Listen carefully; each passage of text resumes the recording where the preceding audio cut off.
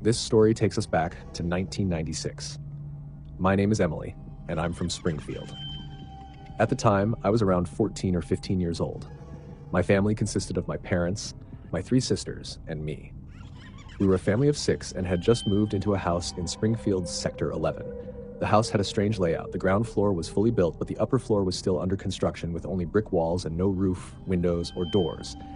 As is common when moving to a new house, we went to see it before shifting. My mom, aunt, sisters, and I visited the house. Coincidentally, my grandmother knew someone who lived in the same neighborhood, and she invited us to her place for tea. While we were there, she asked my mom why we were looking at that house. My mom explained that we were planning to move there. Upon hearing this, the neighbor warned us, "It's your choice, but almost everyone who has lived in that house has suffered significant financial losses, health issues, or even physical harm. People have also reported seeing shadowy figures moving around the unfinished upper floor, appearing near windows or doors." My mom was deeply troubled by this. When my dad came home that evening, she told him everything. My dad, however, didn't believe in such things. He said, "There's nothing to worry about. We're good people who live righteously. If anything happens, we'll handle it." A week later, we moved into the house. The ground floor had a long hallway leading to a staircase to the upper floor and the main living area. There was a living room, an open kitchen, a large bedroom, and another bedroom at the back with an attached bathroom. The hallway also had a washroom on the right and the staircase on the left. The house had a strange, suffocating atmosphere, with no sunlight or fresh air except in the hallway. For the first 3 months, everything was fine. But then, strange things started happening. For instance, my younger sister was trying to turn on a light, but every time she flipped the switch, it turned off with a loud click.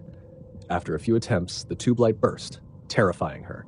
She ran out screaming, but my mom dismissed it as her imagination. We 4 sisters slept in the back bedroom with the attached bathroom, while my parents slept in the other room.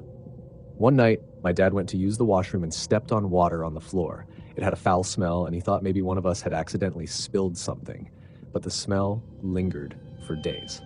Another incident involved our underground water tank. There's usually a float valve that stops the water when the tank is full. One day, while my mom was chatting with neighbors outside, I heard water gushing from the tank. I ran to call her, thinking the float valve had broken, but when we checked, the tank was completely empty. There was no water flowing in. Frequently, we'd hear loud noises from the ceiling, as if someone had dropped a heavy tray filled with screws or nails. Our electricity would often go out, even when the rest of the neighborhood had power. We moved into the house in September, and by winter, things got worse. My dad cleaned a part of the upper floor for us to sleep on during hot nights since it was cooler there. But we'd often feel tickling sensations on our feet or other strange occurrences. One day, my dad suggested I pray upstairs to bring positivity to the space. While I was praying, I saw something peeking at me from behind the wall. It happened 3 times. I was terrified, but continued my prayer. After finishing, I looked around but found no one. I felt a presence behind me and ran downstairs. My mom said I looked pale and couldn't speak properly. After this, my mom grew more and more restless. She could no longer ignore the strange occurrences, the suffocating air in the house, the way shadows seemed to shift when no one was looking.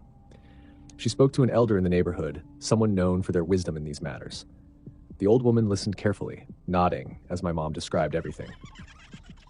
After a long pause, she took a deep breath and said, "There is something here that does not want you to stay. It is not just a passing presence. It lingers, watching, waiting. If you do not leave soon, it will make sure you regret staying. First, it will weaken you financially. Then, it will break you physically." My dad, a man who never believed in such things, still tried to reason with it all. Maybe the stress of moving was making us paranoid. Maybe it was all a series of coincidences. But deep down, even he was starting to feel the weight of something unseen pressing against us. Still, we could not just leave overnight. Breaking the lease was not that simple, and as the days passed, the disturbances grew worse. One night, as I lay in bed, I felt a sensation beneath my head, a scratching sound. Soft at first, like nails lightly dragging across fabric, then stronger, more deliberate, as if something was clawing at my pillow from underneath. I held onto it tightly, squeezing my eyes shut, whispering prayers under my breath. I did not sleep that night. By morning, my dad had reached his breaking point. He went to grab his bike keys from the table. They were bent, twisted in a way that was not possible by human hands. He stared at them, his face pale, his fingers trembling. For the first time, he said nothing. That evening, the house owner's family decided to spend the night to prove there was nothing wrong. They laughed off our concerns, saying people let their fears get the best of them. But as the night deepened, the laughter faded. At around 2 a.m, the owner's brother suddenly froze. His body stiffened, his breathing shallow. Then he began speaking. His voice was not his own. It was layered, distorted, sometimes deep and guttural, sometimes high and shrill, as if two people were speaking at once. My dad lunged forward, grabbing his arms, trying to shake him awake, but he was too strong, thrashing violently as if something inside him was fighting to get out. We recited every prayer we knew, our voices trembling, filling the cold, heavy air, and then just as suddenly as it began, it stopped. He collapsed, unconscious. The next morning, he woke up confused. He did not remember a thing. That was the final sign my dad needed. We left soon after, abandoning the house to whatever lurked inside. The owner, still unconvinced, decided to renovate and live there himself. But fate had other plans. A family dispute erupted within those cursed walls, spiraling into something far worse. A night of rage, blood, and death. The house witnessed it all. To this day, it stands empty. No one lives there. No one dares to. Even the houses nearby seem touched by its darkness, their walls whispering stories of things best left forgotten.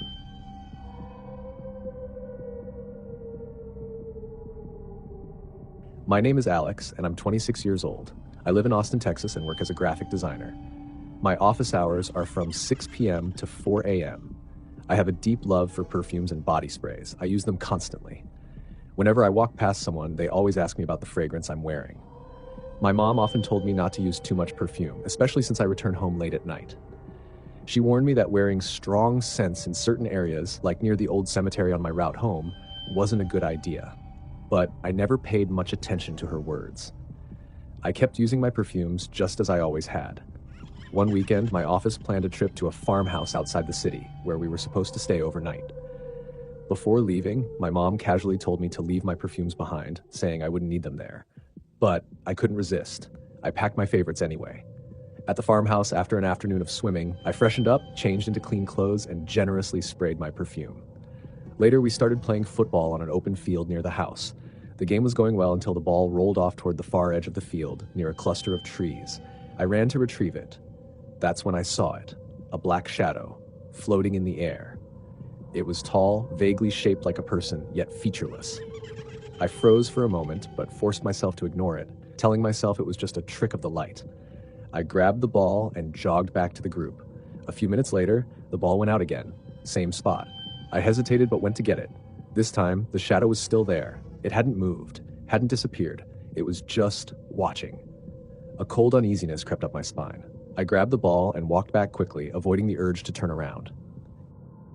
That night, as I was about to enter my room's bathroom, I hesitated.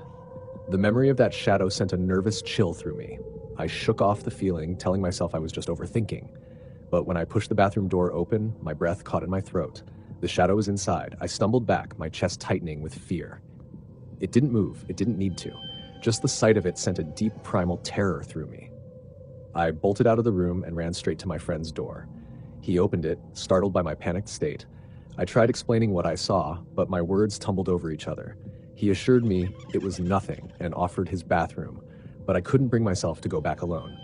That night, I slept in his room. Even while lying on the extra mattress in his room, I couldn't shake off the feeling of being watched.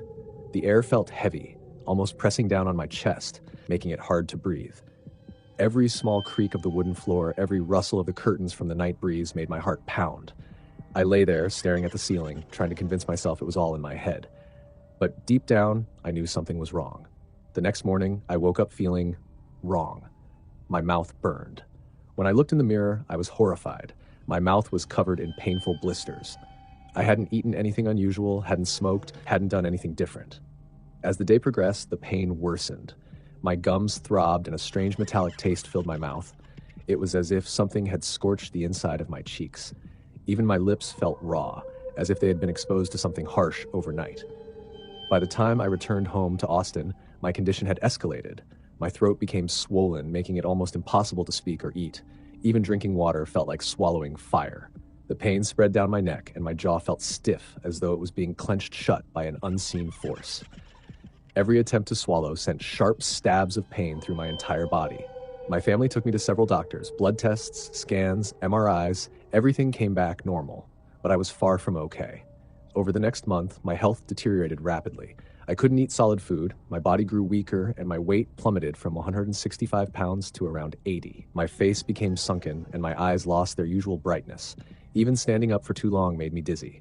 I could barely recognize myself in the mirror. The nights were the worst. I would wake up gasping for air, drenched in sweat, feeling as though something was pressing down on my chest. The burning in my mouth never stopped, and sometimes I swore I could hear faint whispers just as I drifted off to sleep. I tried to convince myself it was my imagination, but each night the feeling grew stronger.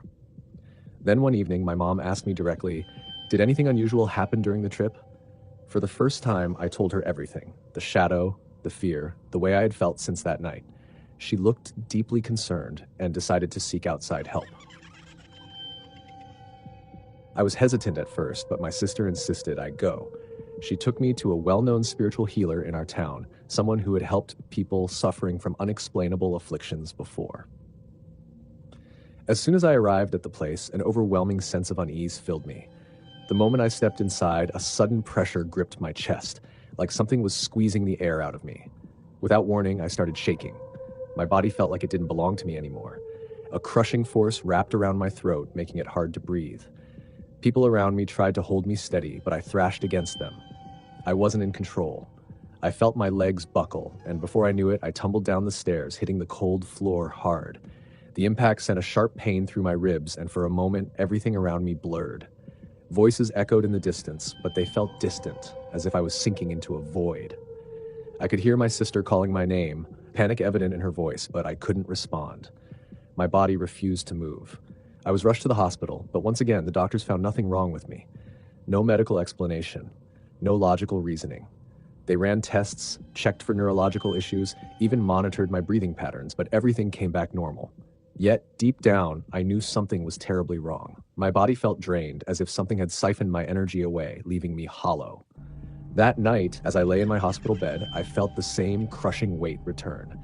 It was as if something unseen was sitting on my chest, making it impossible to breathe. My vision darkened at the edges. My limbs went numb, and for a moment, I was certain I was going to die.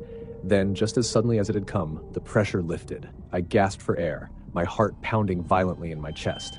It became clear that whatever had followed me from that farmhouse wasn't something that could be treated with medicine. My family, desperate for answers, sought help beyond the hospital. I was given certain measures to follow, things that might help break whatever had latched onto me. Prayers were recited, protective items were placed in my room, and for weeks I was under constant watch. My condition slowly improved. I regained some strength, though my body never fully recovered. Even now, I struggle with certain foods. Spicy dishes burn unbearably, and I mostly stick to soft liquid meals like milkshakes. My energy never returned to what it once was. Some days, exhaustion clings to me like a second skin, and no amount of rest seems to help. The worst part? The dreams. Even today, I still dream about it.